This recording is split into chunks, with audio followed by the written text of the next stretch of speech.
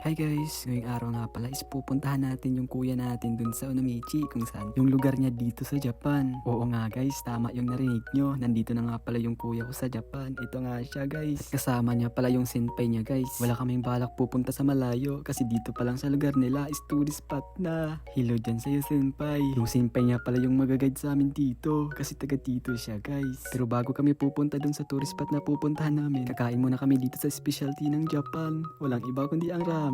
Dito na lang pala kami kumain sa malapit sa station ng Onomichi. Kakain muna kami mga guys. Fast forward, nagsisimula na pala kami maglakad papunta dun sa kuya na pupuntahan namin. Kasi upon checking sa Google, malayo-layo pa. Kasi dito sa Japan guys, walang tricycle. Ibang iba dyan sa atin na may tricycle sa Gedli. At habang naglalakad kami, may nadaanan kaming flea market. Grabe, sobrang ganda ng looking dito guys. At fast forward ulit, nandito na kami sa daan papunta dun sa kuya na pupuntahan namin. Grabe, ang lupit ng mga daan dito guys, paakyat papuntang bundok. Siya nga mga guys, ito nga pala yung kuya ko. Grabe, iba talaga yung feeling yung kasama mo sa gala yung kuya mo dito sa Japan guys. Kaya simula ngayon, susulitin namin yung buhay dito sa Japan. Kasi balang araw, uuwi rin tayo sa Pilipinas. Kasi ngayon, isa lang tayong dayong kupal dito sa Japan. Dito nga pala sa ginalaan namin guys, maraming mga lumang bahay na para bang static ba. May nakita nga kaming free mint guys, napakabango.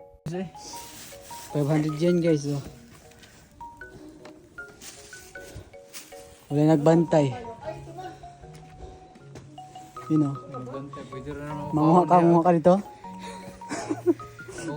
At fast forward, nandito na nga tayo sa bandang itaas. Napaka-overlooking nga dito guys. Grabe mga guys. Nagugulat talaga ako pagkakita ko dito, napakaganda. Sino bang mag-aakala sa ganitong view ay libre lang mapupuntahan? At marami-rami rin palang pumupunta dito guys. Kasi nga isang tourist spot to na libre lang mapupuntahan dito sa Onomichi. Hindi lang mga nagtuturist ang pumupunta dito mga guys. Kahit mga Nihonjin ay pumupunta dito kasi sobrang ganda ng view dito sa bandang itaas. Kaya kung mapadpad ka man dito sa Hiroshima, wag mong kalimutan pumunta dito sa Onomichi. Trivia mga guys, dito nga pala sa Japan, maraming libre mapupuntahan ng mga park. Siya nga pala itatry ng mga kasama natin na aakyat dito. Grabe, binisik lang. Binisik lang kasi scaffold yan mga par. At sunod nga palang umakyat yung kuya ko mga guys. Sa mga hindi nga pala nagtatanong kung ano yung trabaho ng kuya ko dito sa Japan ay isa siyang scaffolding mga guys. Dito pala sa itaas may nagbibinta rin mga souvenir. Hindi ko alam kung souvenir ba ang tawag dyan. Basta umiyagi yan. At sa bandangan dito guys, mag-isa na ako gawa ng umakyat yung dalawa kanina. Ayan tuloy, naiiwan ko dun sa ibaba. Hindi nga ako nakasunod umakyat gawa ng may dala akong bag guys. At fast forward, sa kakahanap ko sa dalawa guys, nandito na ako sa pinakadulo sa park na to. Grabe, dito mo makikita yung dalawang lungsod. Yung dalawang lungsod nga pala nga binabanggit ko guys, yun pala yung Mihara at saka Onomichi. Fast forward mga guys, sasakay nga pala kami sa ropeway. Ang pagsakay nga pala dito guys, pwede ka magsimula dun sa baba at pwede ka rin magsimula dito sa itaas. At kung gusto ka mag round trip, pwede rin mga guys. Nasa iyo ang huling desisyon. Nga pala mga guys, hanggang dito na yung voice over ko.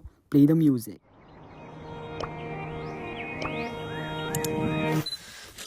このまま僕たちの声が世界の端っこまで消える